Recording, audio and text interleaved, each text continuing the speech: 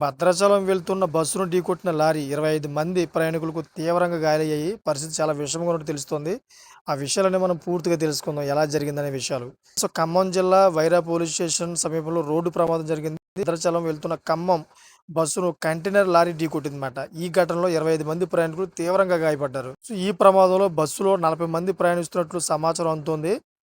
ప్రమాదం జరిగిన వెంటనే స్థానికులు, పోలీసులు సమాచారం అందించారు. ఘటనా స్థలికి వచ్చిన పోలీసులు సహాయ చర్యలు చేపట్టారు.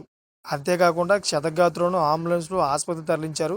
దీన్ని పక్కన పెడితే మనం చాలా రోజుల నుంచి ఈ ఆర్టీసీ బస్సులు ప్రమాదాలు వింటూనే ఉన్నాం. ఈ ఆర్టీసీ బస్సు ఎక్కాలంటే గనక ఈ ప్రజలు బెంబేలెత్తిపోతా ఉన్నారు. ఎందుకంటే చాలా తక్కువ రోజుల్లో ఇన్ని ప్రమాదాలు జరుగుతూ ఉంటుంటే ప్రజలు ఒకేసారి ఉలిక్కిపడుతున్నారన్నమాట. ఇప్పుడు ఈ ప్రమాదం విన్న తర్వాత మొత్తం భయభ్రాంతులకు గురవుతా ఉన్నారు. ఆర్టీసీ బస్సులు వెళ్ళాలంటేనే కొంచెం ఆలోచిస్తున్నారన్నమాట. ఎందుకంటే ముందు జరిగాయి. ఆల్రెడీ చెవెళ్ళ బస్సు ప్రమాదం, అదే కాకుండా నెల్లూరులో జరిగింది అదో ప్రమాదం.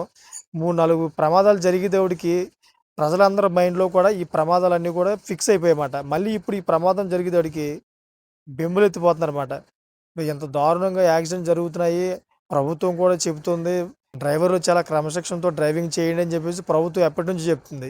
చాలా భద్రతగా ఉండండి చెప్తుంది. అయినా గాని ఎంత భద్రతగా ఉన్నా, ఎంత క్రమశిక్షణగా తోలినా గాని అటునుంచి వచ్చే లారీ టిప్పర్‌లు ఏయైతే ఉన్నాయో అయి మాత్రం క్రమశిక్షణగా రావట్లేదు. వాళ్ళ వల్ల ఈ ప్రమాదాలు ఎక్కువ జరుగుతున్నాయని చెప్పేసి బయటకైతే వార్తలు వస్తా ఉన్నాయి. చూసారు ఫ్రెండ్స్, ఇటువంటి లేటెస్ట్ ఇన్ఫర్మేషన్ కోసం నా ఛానెల్‌ని సబ్స్క్రైబ్ చేసుకోండి. Thanks for watching friends.